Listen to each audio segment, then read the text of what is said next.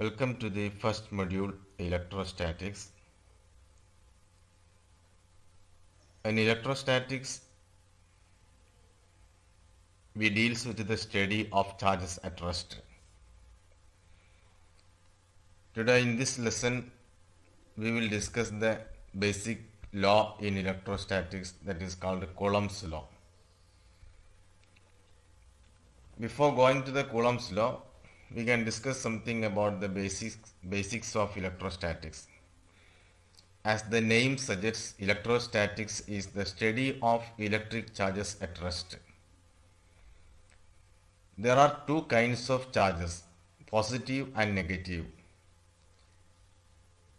Like charges repel each other, whereas unlike charges attract each other. That is, a positive charge repels another positive charge, but it attracts another negative charge. There are two basic principles of charges called the conservation law of charge. This law of conservation of charge states that the total charge of the universe is a constant. If a positive charge is created somewhere, an equal amount of negative charge should be also created. Another one is the condensation of charge. Condensation means any charge will exist as the integer multiple of a basic unit of charge, a basic block of charge. That basic block of charge is the charge of an electron. Its magnitude is 1.6 into 10 raised to minus 19 coulomb. And electrostatics is the study of charges at rest. So in this chapter, we will discuss the electric field produced by the charges at rest and electric potential, Coulomb's law, Gauss's theorem, etc. are studied. So first we will discuss the Coulomb's law in electrostatics. Coulomb's law gives the electrostatic force existing between two charges. It states that the force of attraction or repulsion existing between two charges at rest is directly proportional to the product of their charges and inversely proportional to the square of the distance between them. The force F is equal to K into Q1 Q2 by R square, where K is a proportionality constant. Q1 and Q2 are measured in coulombs. R is the distance between them, and it is measured in meter. In SI system, the value of K is 1 by 4 pi epsilon 0, where epsilon 0 is called the permittivity of free space. We are assumed that particles are placed in free space. Its value is 8.85 into 10 raised to minus 12 coulomb square per Newton meter square. So if we substitute the value of epsilon 0, we get the value of K as 9 into 10 raised to 9 Newton meter square per coulomb square. Force is measured in Newton. Therefore, the Coulomb's law in SI system can be written as F is equal to 1 by 4 pi epsilon 0 Q1 Q2 by R square. This is the famous inverse square law, and this Coulomb's force is an example of conservative force. And here in this expression, F is equal to 1 by 4 pi epsilon 0 Q1 Q2 by R square, it gives only the magnitude of the force existing between these two charges. As you know, force is a vector quantity. So we have to represent the force existing between the charges as a vector quantity. The forces are attractive if the charges are opposite, and the force is repulsive if the charges are like charges. In vector form, the equation can be written as two equations. Force on charge Q1 due to the charge Q2 can be written as, say, F1, 1 by 4 pi epsilon 0 Q1 Q2 by R square into, there is a vector R21 cap. R21 cap is a unit vector directed from the second charge to the first charge. So if Q1 and Q2 are like charges, then Q1 into Q2 will be a positive quantity. So that R21 will be directed from 2 to 1. So F1 will be in the same direction 2 to 1.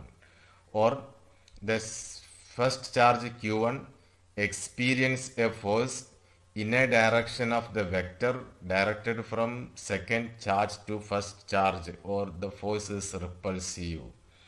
If Q1 and Q2 are opposite charges, then Q1 into Q2 will be a negative quantity.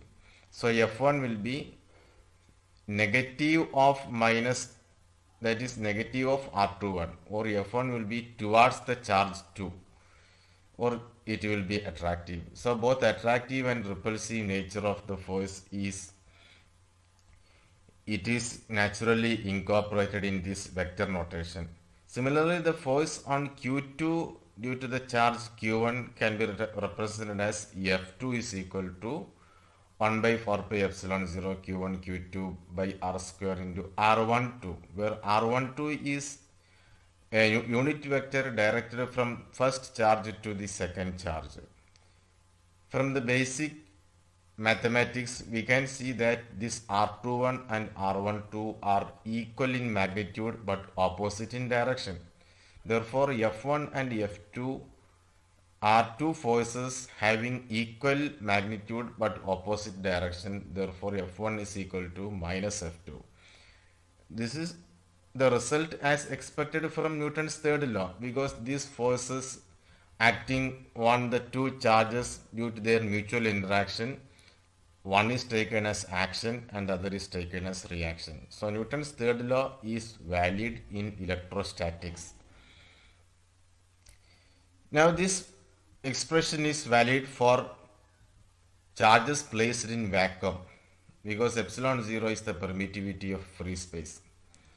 If the charges are placed in any other media, then epsilon 0 is to be replaced by the permittivity of the concerned medium, say epsilon. So we are going to define another quantity called relative permittivity. It is defined as epsilon r is equal to epsilon by epsilon 0, where epsilon is the permittivity of that medium and epsilon 0 is the permittivity of free space.